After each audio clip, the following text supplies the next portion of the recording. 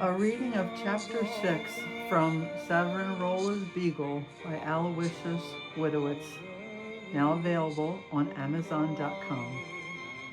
Sister Stella, Martatina. Since there were only 4 nuns in a convent that had once housed as many as a dozen Bernardine sisters, Sister Stella had moved her favorite padded rocking chair into the chapel. Why not be comfortable when you pray? Her days of kneeling for hours on cold, hard floors were over. An early riser, she liked to get her prayers in long before the other sisters rose. Each morning, after saying hello to Jesus and Mary, she took the elastic band off her pack of cards that was 2 inches thick and growing. The pack contained holy cards of her favorite saints: Margaret, who was swallowed by a dragon and cut her way out with the crucifix on her rosary; Saint Denis, the famous Bishop of Paris, who had been beheaded but continued to walk several miles carrying his head, preaching all the while; Fiacre, the patron saint of gardeners and cab drivers; and Saints Bernardine, Francis, and Clare, the special patrons of their order. The deck also contained many death cards from the wakes and funerals of departed sisters, family and friends, weddings, baptism, religious vows, and bar mitzvah announcements, family photos yellowed with age, and even the odd birthday card or feast day note. In short, the stack contained her life: joys, sorrows, glories, and she kept them in chronological order, so that each morning she began her prayer by remembering her parents who had died of influenza within weeks of each other in 1910, a full decade before the height of the epidemic.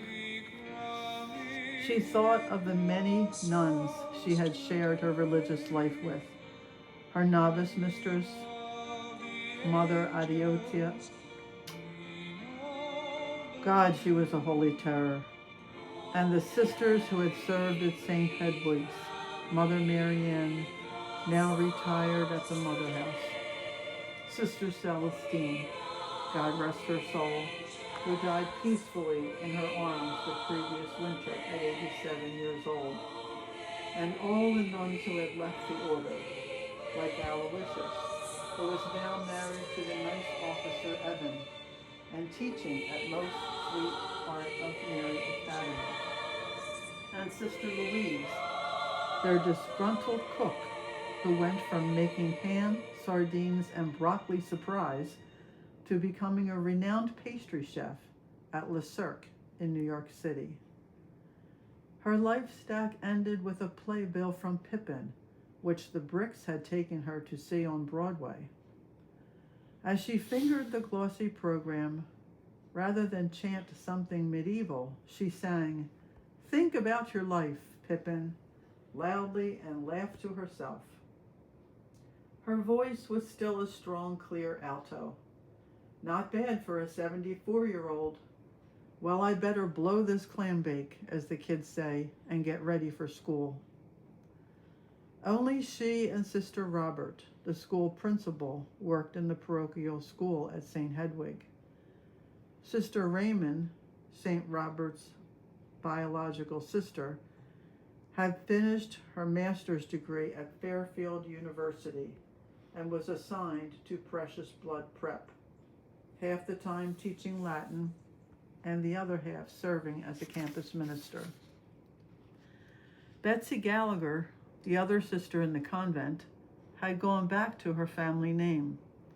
She had a cushy job as the superintendent's assistant of schools for the archdiocese. They hardly ever saw her, as she spent the weekdays in an apartment the bishop had rented for her in Hartford.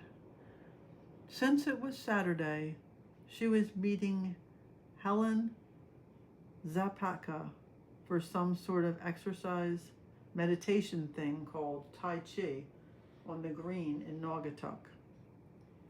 She ended her prayers a bit early and donned gray sweatpants and a sweatshirt and her Bernardine cross and poplin veil and waited in front of the convent for Helen to pick her up in her infamous mint green citron. Stella Montatina was laughing to herself that this outfit would have gotten her a dozen penances in the old days, or even a trip to St. Elizabeth's, the loony bin for nuns who had lost their minds. But it's not the old days. It's the 70s, and anything goes.